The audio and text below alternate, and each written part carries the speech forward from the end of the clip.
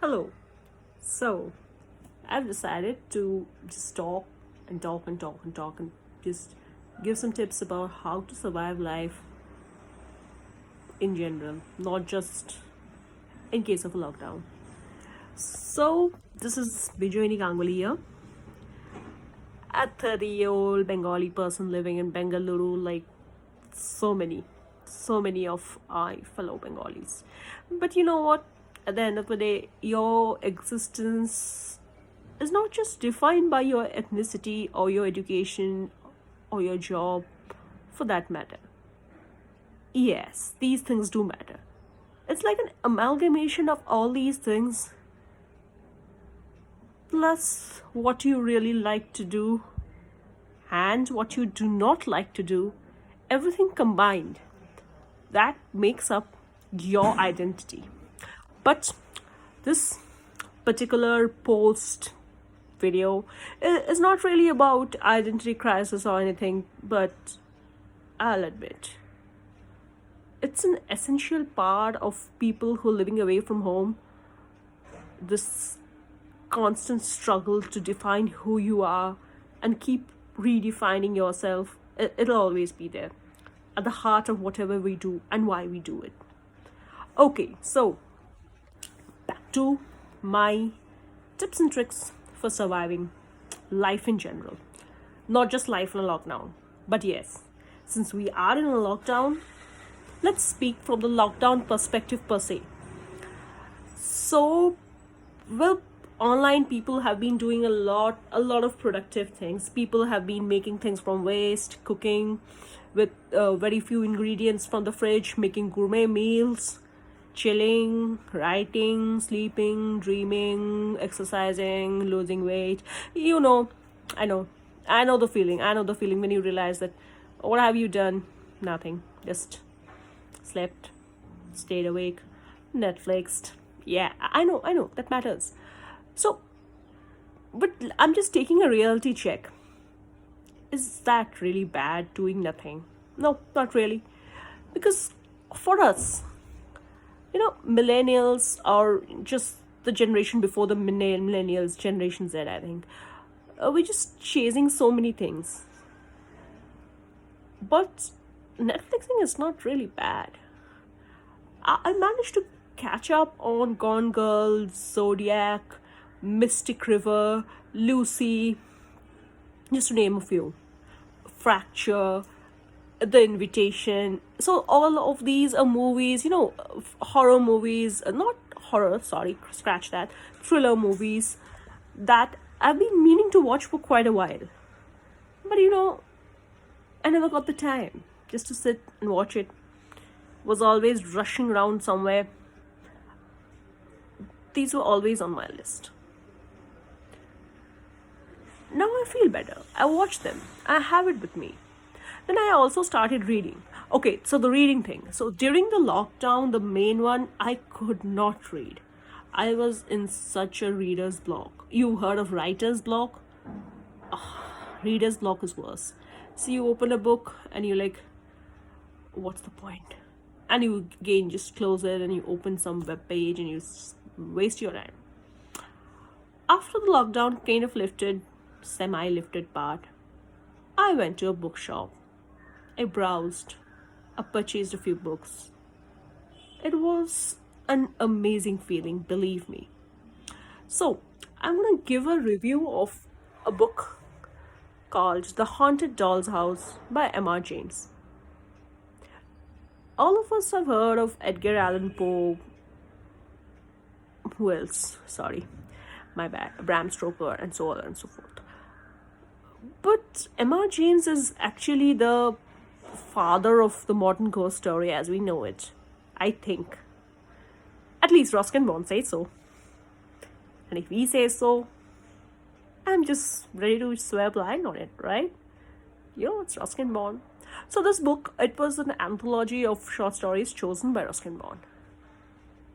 It was like a fast got broken for me. I'm sure all of you will have such books which you read after a lengthy hiatus. When you can't read, you can't concentrate, you find a book that, allows you to really concentrate and read the novel or read the short story, get the essence of it. And this book scared me. It's, I know these are ghost stories, they're supposed to scare, but they really scared me. I was shit scared. I couldn't sleep alone. I mean, I couldn't even sleep alone with the door locked. And it was crazy. I mean, here I am in a metro city in a building with 20, 30 other families. I mean, I'm sharing my wall with the corridor. There's another family just next door. I can hear the child screaming, crying. I'm scared. I can hear someone snoring somewhere. I'm still scared. I mean, that's amazing, right? I mean, even with everything, you're getting that primal fear inside you. Not sure if that's a good thing, but it makes you feel. I mean, anything that makes you feel is nice, right? So yeah. So this book by M.R. James, I think you should give it a read. And I also read a short story collection by Sudha Murthy. That was a very simplistic book, but yeah, there must be something good. I wouldn't be talking about it. So these were about women in Indian mythology. Yeah, I know, stereotypes, submissive, not really submissive. They were about goddesses, but then again, goddesses created by gods, male, patriarchy and all that. But listen, look beyond. So when you read about these books, you read about how certain images, certain symbols, certain vegetables have a lot of significance in mythology, and you kind of start wondering whether how relevant they were when our ancestors were staying in this land and they were tilling the land and they were wrestling with their problems, the natural elements. These things must have been important, and that made them write a story about it. I'm not taking it just like the bhakts, or I'm not advocating it. I'm taking it with a pinch of salt. But I'm wondering about the history, the ethnicity, the people living in this land and why they did what. And I'm also trying to find out the clues in the mythology behind what kind of people inhabited this land. If you know what I mean, you should definitely try reading mythology once again. Okay. So reading. So I'm reading a lot of non-fiction books also right now. So I'm reading Blink by Malcolm Gladwell. I'm reading Real India. This is a little boring, to tell you the truth.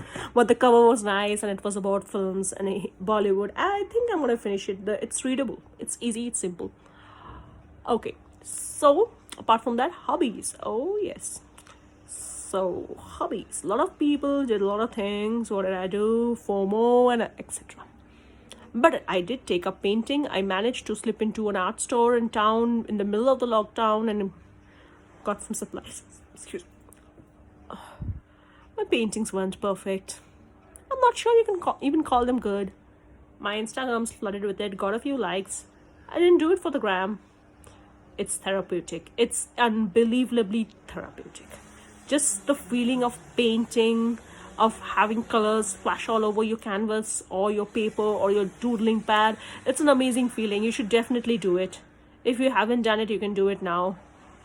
Make your Sundays and Saturdays a little better, because you can't go to the pub, you can't go to a house party, you can't do a lot of things.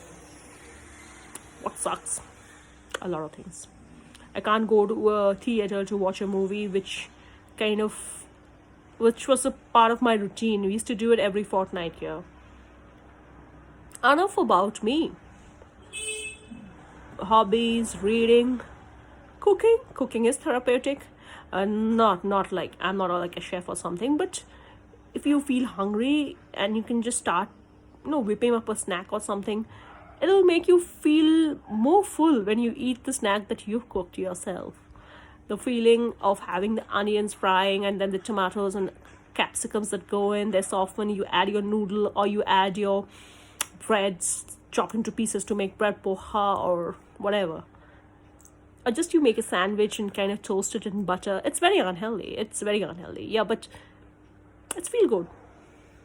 It's definitely feel good. It saves money. It doesn't save time. but it gives you something to occupy yourself. I'm not saying it's a good thing or this is the new normal or anything, but it just to survive it, you really have to have things you enjoy doing, and you have to kind of cut down your wish list to things you can do within the four walls of a home. You can order online, get your supplies, get your books, buy books. Go back to basics, really. Like, I love to travel. I'm sure you do too. So it sucks. Don't worry, this can't take more than 2 years. I mean, why did I say 2 years? So when you study in university, you study in college, you sometimes spend 2 years in the same place, just going home for vacation. So think of it like that.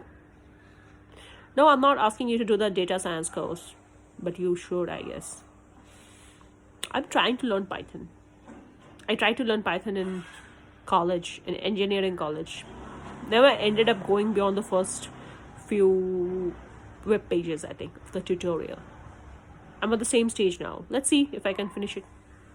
Okay, so good luck, whoever you are, wherever you are, if you're watching this. Good luck. I think I'll come again another time to give more tips. I know this sucks. I have no idea what to do about it. I think eat less fried food, sleep more. That's it. Okay, bye.